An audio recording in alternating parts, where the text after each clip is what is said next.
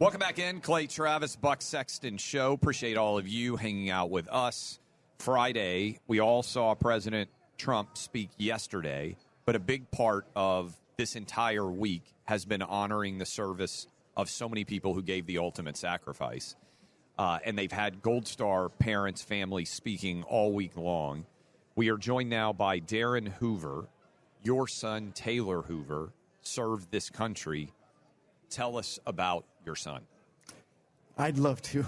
Anytime I can talk about him. So Taylor, from a very young age, wanted to be a Marine. There was no getting past that, no nothing.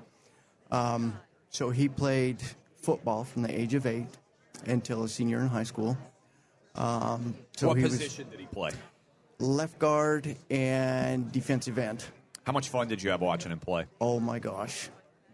Just a blast. It was a blast. Kind of living vicariously through my kid, you know. But he was always the anti-bully. He was bigger than most, and that's why he relegated to the line. 9/11 happened.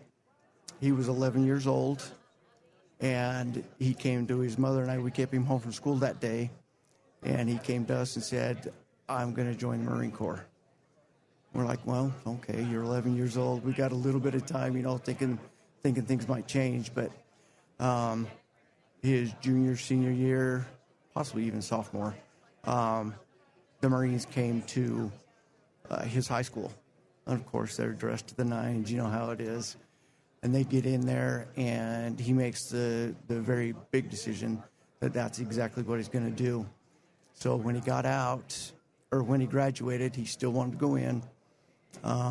And we asked him to give us a year to decide, you know, if this is what you really want after getting out of high school. If that's the case, then we'll be behind you 110%. And so that's what he did. Very loving kid. He cares deeply, deeply about his mom and his 2 sisters. They were first and foremost in his life, and extended family as well. So, and then tell us about Afghanistan and what happened. Well, this was the recent thing with Abbey Gate. This was his 3rd deployment to Afghanistan. The previous 2, he was out front pretty much with the minesweeper. Kind of got taken under his sergeant's wing. But this last one, he was a staff sergeant, so he was over many more men.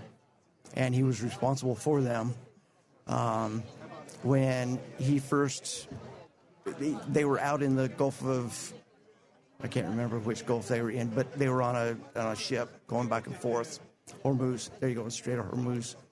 And then the call came, and I just get this cryptic text, "Hey, Dad, I'm going someplace. I can't tell you where it's at, but know that I'm with a bunch of kick-ass guys, and you'll watch the news and you'll figure it out." He kept in close contact every day with his mom, and he was out on the line. He'd been ordered a couple of times by his lieutenant, "Look, you're going to come back here and you're going to get some sleep. You have to get some sleep." "No, sir, I can't." "Why?"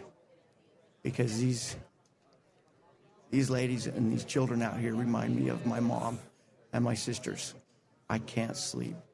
And that's how it went. He'd grab a couple winks here and there, and then the rest of the time he was out at that gate, making sure his guys had everything that they needed. How did you become aware of what happened to him?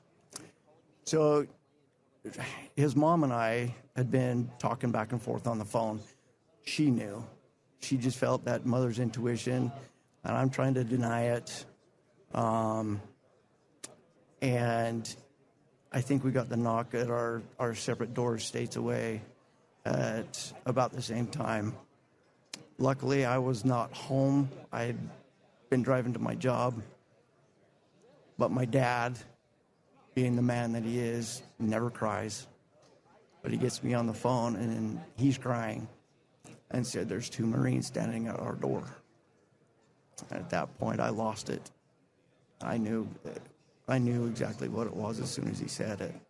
And Kelly got the same thing at her door, and she lost it as well. I mean, as you can well imagine. How old was he? He was 31 when he was killed. So the senior one out of our group of 13.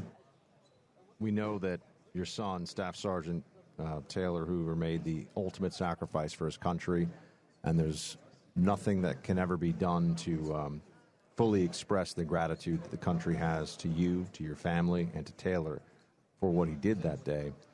You gave a very powerful speech this week at the RNC. I just wanted to give you an opportunity, sir, as somebody who comes, you're the father of a Marine who gave his life for his country. You're a Gold Star family. What do you want your fellow Americans to know right now about this time in American history and what the fight ahead looks like? So, and thank you for that. Choices have consequences. And moving forward, if people don't get out and vote, and obviously we're here at the RNC to throw our support behind President Trump.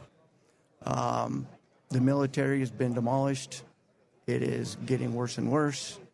And at some point, we need to start taking this back and realizing that because of who our leadership is, determines how we are as a country to be free. And, one thing I want to throw in there, our kids were heroes, as all veterans are, and those that gave that ultimate sacrifice, who weren't able to come home or who came home with less than what they went over there with. They're all heroes. This country is built on heroes. Do you believe that the Biden administration, that the incompetence led directly to what happened that day? Oh, 100%. Absolutely 100% without fail. You got Secretary Austin, Secretary Blinken, General Milley, General McKenzie, CENTCOM, all of them are to blame because none of them set their stars on the table and said, we cannot do it this way. Absolutely 100% without fail. It's on their shoulders. Well, we really greatly appreciate you, first off, coming here and talking to us about this.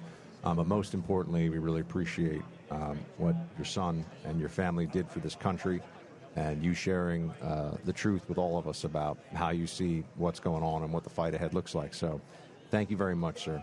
Appreciate it. Thank you, sir. Thank you.